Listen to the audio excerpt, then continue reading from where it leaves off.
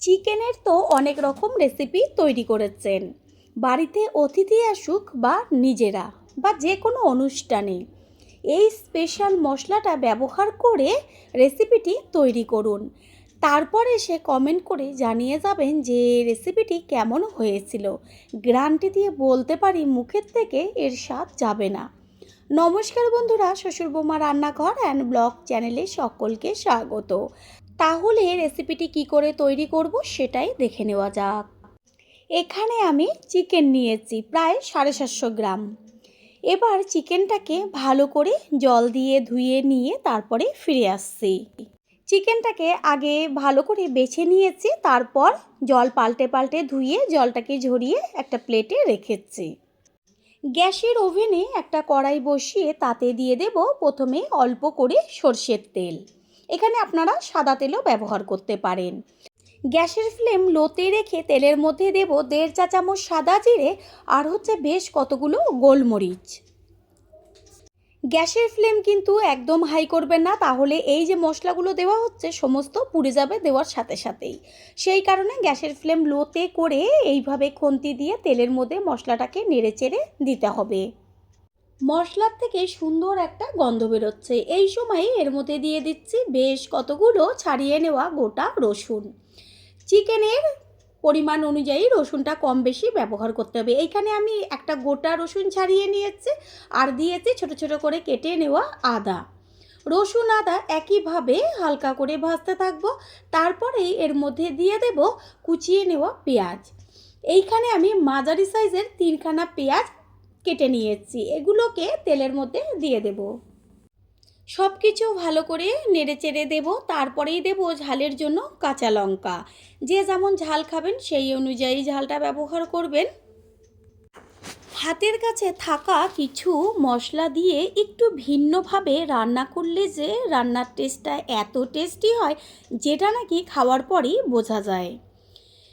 এবার এর মধ্যে দিয়ে দিচ্ছি স্বাদের জন্য পরিমাণ অনুযায়ী লবণ আর কালারের জন্য হলুদ গুঁড়ো। লবণ হলুদটাকে সব কিছুর সাথে মিশিয়ে নেব। মশলাগুলো ভালো করে ভেজে নিতে হবে। খেয়াল রাখতে হবে পেঁয়াজটাও যেন খুব ভালোভাবে ভাজা হয়। আর এই সময় মশলার থেকে এত সুন্দর একটা ভাজা গন্ধ বেরোবে। মশলাগুলো অনেকটাই ভাজা হয়ে গেছে। এই পর্যায়ে এর মধ্যে দিয়ে দেব বড় বড় করে কেটে নেওয়া অনেকটা পরিমাণ ধনেপাতা।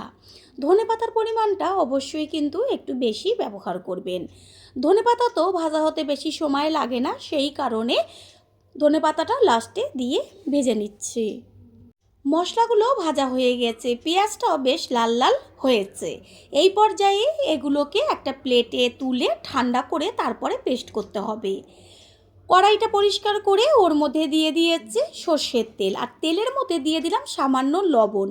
কারণ তেলের মধ্যে এবার আলুগুলোকে ভাজবো, আর তেলের গরম তেলে যদি কিছু পড়ে চারদিকে কিন্তু তেলটা ছেটে। লবণ ব্যবহার করলে তেলটার চারদিকে ছেটে না। আলুটাকে বেশ লাল লাল করে ভেজে নেব। কালারের জন্য সামান্য একটু হলুদ গুঁড়ো দিয়ে দেব। হলুদটা আলুর সাথে মিশিয়ে নেব। লবণের প্রয়োজন নেই, কারণ প্রথমে তো তেলের মতো লবণ দেওয়াই আছে, ওই লবণটাই আলুর মধ্যে টেনে নেবে। এটা ভাজা হতে থাক। অন্যদিকে আমি যে প্লেটের মধ্যে মশলাগুলো ভেজে রেখেছিলাম এটা কিন্তু ঠান্ডা হয়ে গেছে। এবার এটা মিক্সিং জারের মধ্যে দিয়ে পেস্ট করে নেব। কোনো রকম জলের প্রয়োজন নেই। এটা পেস্ট করে নিতে নিতে এদিকেও আলুটা খুব সুন্দরভাবে ভাজা হয়েছে। আলুগুলোকে তেল থেকে তুলে ফেলবো।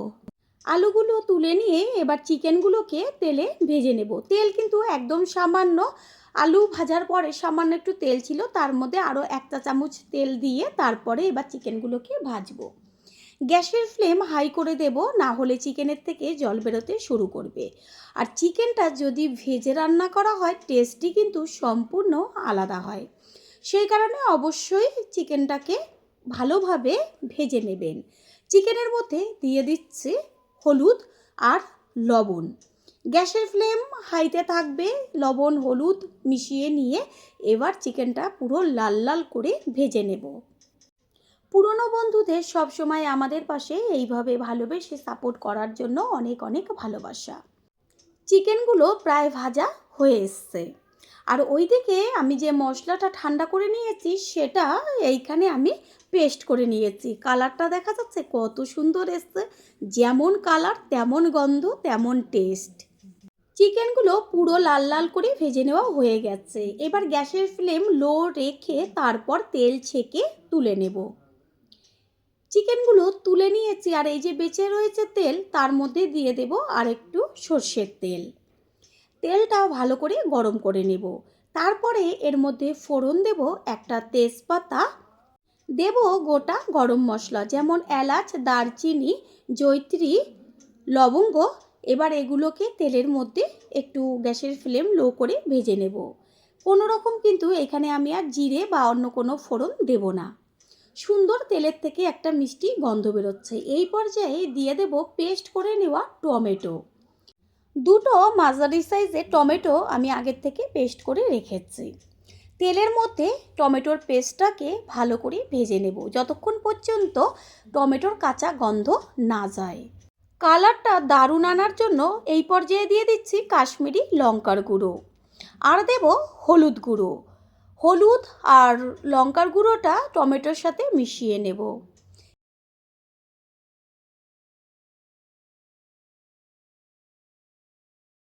দেখাই যাচ্ছে টমেটোর গায়ের থেকে সুন্দর তেল ছাড়ছে। টমেটোটা সুন্দরভাবে তেলে ভাজা হয়েছে। এবার টমেটোটাকে একটু ওপর নিচ করে মশলাটা নেড়ে চেড়ে দেবো যাতে নিচটা ধরে না যায়।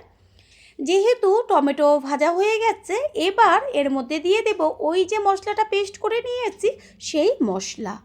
আর কোনো রকম কিন্তু এক্সট্রা মশলা আমি এতে ব্যবহার করব না। টমেটোর সাথে মশলাটা মিশিয়ে নেব গ্যাসের ফ্লেম লো রেখে। যেহেতু মশলাটা ভাজা আছে সেই কারণে বেশিক্ষণ কিন্তু কষানোর প্রয়োজন নেই। স্বাদের জন্য দেব অল্প পরিমাণ লবণ। লবণটা বুঝে ব্যবহার করবেন, কারণ লবণ প্রত্যেকটাতে কম বেশি ব্যবহার করা হয়েছে। দিয়ে দিচ্ছি টেস্টের জন্য 1 চা চামচ গাওয়া ঘি। ঘি আর লবণটা মশলার সাথে নেড়েচেড়ে দেব। প্রথমবার যারা আমাদের চ্যানেল ভিজিট করছেন তাদের আন্তরিক শুভেচ্ছা ও অনেক ভালোবাসা। আমাদের রেসিপিগুলো যদি ভালো লেগে থাকে সাবস্ক্রাইব করে দেওয়ার অনুরোধ রইল, ও পাশে থাকা বেল আইকনে ক্লিক করলে পরবর্তী ভিডিওগুলো সবার আগে আপনাদের কাছে পৌঁছে যাবে। মশলার থেকে তেলও ছেড়েছে আর কালারটাও কত সুন্দর চেঞ্জ হয়ে গেছে। এবার এর মধ্যে দিয়ে দেব যে ভেজে রেখেছিলাম চিকেনগুলো, সেইগুলোকে। চিকেন দেওয়ার পর মশলার সাথে চিকেনটা 5 থেকে 7 মিনিট গ্যাসের ফ্লেম লো করে কষিয়ে নেব। চিকেনগুলো মশলার সাথে দেওয়ার সাথে সাথেই ওই যে ভেজে রেখেছিলাম আলুগুলো, সেই আলুগুলোকেও দিয়ে দেব। হাতের কাছে একটা ক্যাপসিকাম ছিল, সেটা আমি বড় বড় পিস করে এই সময় দিয়ে দিয়েছি। ক্যাপসিকামটা অপশনাল, যদি না থাকে কোনো সমস্যা নেই। আপনারা ঠিক এই পদ্ধতিতেই চিকেনটা রান্না করবেন, তবে ক্যাপসিকাম না থাকলে না দেবেন।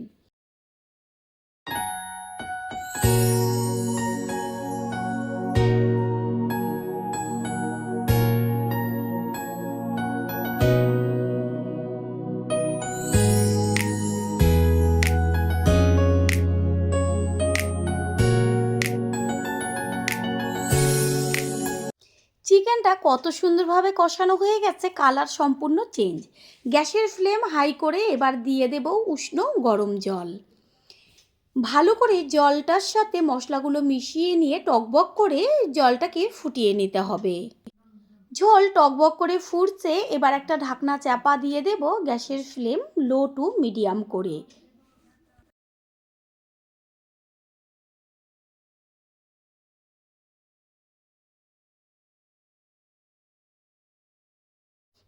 কিছুক্ষণ বাদে ফিরে এসে কড়াইয়ের ঢাকনাটা সরিয়ে দিয়ে গ্যাসের ফ্লেম হাই করে এবার সম্পূর্ণটা খুন্তি দিয়ে একটু নেড়েচেড়ে মিশিয়ে দেব। চেক করে নিচ্ছি আলুটা সিদ্ধ হলো কি না।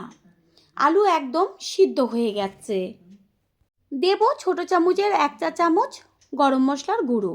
গরম মশলার গুঁড়োটা দিয়ে নেড়েচেড়ে দেব। আর একটু চেক করে নেব লবণ প্রয়োজন কিনা। লবণের আর প্রয়োজন নেই, চেক করে নিয়েছি। এবার গ্যাস অফ করে দিয়ে একটা ঢাকনা চাপা দিয়ে দেব। একটু ঠান্ডা হলে ঢাকনাটা সরিয়ে দিয়ে সম্পূর্ণ লুকটা দেখিয়ে দিচ্ছি। কত সুন্দর এসছে, আর বেশ এরকম একটু ঝোল ঝোল থাকবে, ঠিক সেরকমই কিন্তু নাবাতে হবে, কারণ কতখানি ঝোল ছিল ঠান্ডা হওয়ার পরে কতটা জমে গেছে। এবার একটা পাত্রে তুলে নেব। তৈরি হয়ে গেল আজকের রেসিপি।